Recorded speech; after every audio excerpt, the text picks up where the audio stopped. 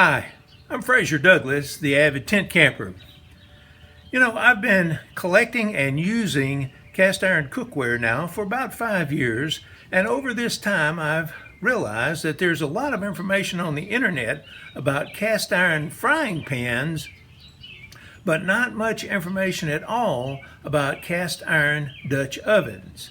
And so in this video, I thought I would share the little knowledge that I have learned over the past 5 years in hopes that it might help you make some decisions about whether cast iron Dutch oven is suited for your camp kitchen. Let me begin with a little history. Back in the 1800s, thousands of American families packed a few essential items into their small covered wagons and left their comfortable homes in the East to find a better life in the American frontier. They knew that they would be cooking all of their meals for the next several years on either campfires or fireplace hearths. And so they packed cast iron bake ovens and deep spiders to cook all of their food. With these two pieces of cookware, they could fry, boil, simmer, and bake almost any food you could imagine.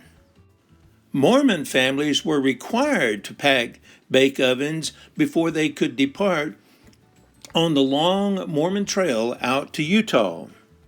And trail chefs used a half a dozen or more cast iron bake ovens to cook all of the food for a dozen or more cowboys as they pushed their cattle from Texas up to Kansas. But as kitchen appliances and kitchenware became more modern during the 1900s, many families stopped using cast iron Dutch ovens and eventually forgot how to use them. So now the question is, should a camping family pack a Dutch oven or not? You can certainly cook a lot of different foods without a Dutch oven, and so you really don't need one. But you could cook a much broader range of foods if you had one. You could use it to fry, boil, and simmer a wide variety of foods. But more importantly, you could bake cornbread, biscuits, bread, brownies and other desserts, lasagna, Mountain Man breakfast, and many, many other foods. If you're thinking about adding a Dutch oven to your camping kit, the first decision that you have to make is whether to buy a vintage oven or a modern oven. I definitely prefer a vintage oven because it has a very smooth cooking surface and it is relatively lightweight compared to the modern ovens.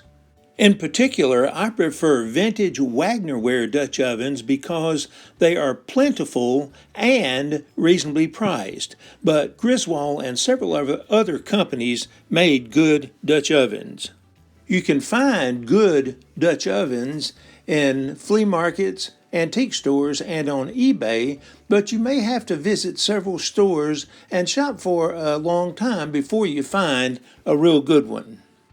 And when you find a good oven, it may not have a lid, and it may need considerable cleaning before you can use it.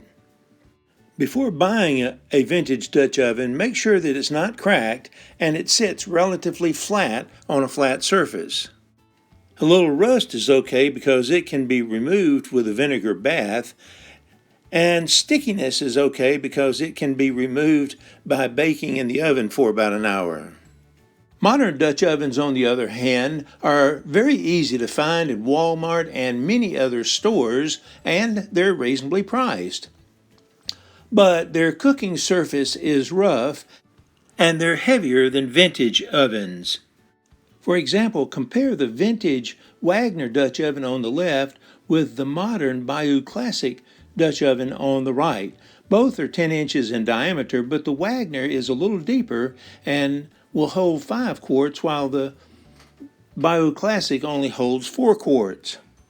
The Wagner Dutch oven has a much smoother bottom and sides than the Bayou Classic and only weighs 6 pounds and 1 ounce, whereas the Bayou Classic Dutch oven has a rough cooking surface, thick walls, and weighs 7 pounds 7 ounces, almost 1.5 pounds more, even though it's smaller. In the 1800s, almost all bake ovens and deep spiders had legs to hold the oven a few inches above the coals. But as more families began to cook on wood stoves and later gas and electric stoves, makers removed the legs from their ovens. Today, the term Dutch oven usually refers to a flat bottom oven without legs, and the term camp oven usually refers to an oven with legs.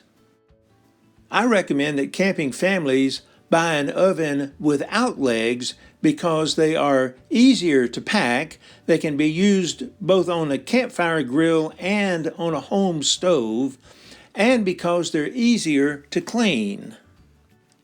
Every camping Dutch oven should have a flat lid that will hold coals on top for baking. Unfortunately, most flat-bottom vintage ovens either do not have a lid at all or it is a domed lid. Modern camp ovens have flat lids, but unfortunately, they have those legs that I consider to be undesirable.